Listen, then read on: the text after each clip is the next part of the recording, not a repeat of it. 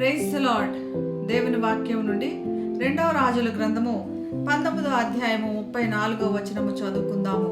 నా నిమిత్తమును నా సేవకుడైన దావీదు నిమిత్తమును నేను ఈ పట్టణమును కాపాడి రక్షింతును.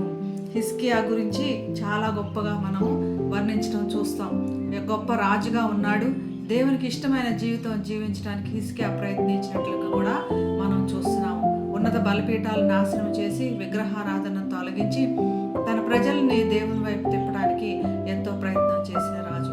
దేవుని పట్ల విశ్వాసం ఉంచి ఆయనపైనే ఆధారపడిన సందర్భాలు మనము చూస్తున్నాము. ఇటువంటి రాజు గురించి ఎంత గొప్పగా వర్ణించబడిందంటే, యెహోవా ఆజ్ఞలు గైకొంచుండగా పూర్వీకుల్లో కానీ తన తర్వాత వచ్చిన వారిలో కానీ హిజ్కియా అంతటి గొప్ప రాజు ఎవరు లేరని వర్ణించడం జరిగింది. మరి అష్షూరు దేశపు రాజు హిజ్కియా మీదకి దండెత్తి వచ్చాడు. ఈ సమయంలో తన బట్టలు చింపుకొని దేవుడికి చక్కటి ప్రార్థన చేశాడు.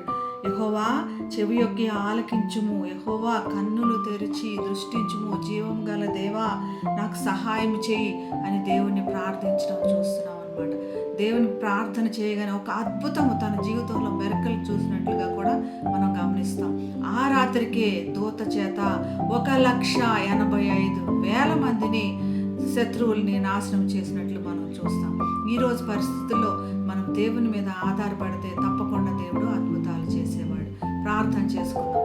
ప్రభువా, పరిశుద్ధమైన యేసయ్యా, మా సమస్యలలో నుంచి మమ్మల్ని బయటకు తీసుకొని రమ్మని, మా చేయి పట్టుకొని నడిపించమని, మా సరిహద్దులలో నీ కాపుదలతో భద్రపరచమని యేసు నామమున ప్రార్థిస్తున్నాం తండ్రి.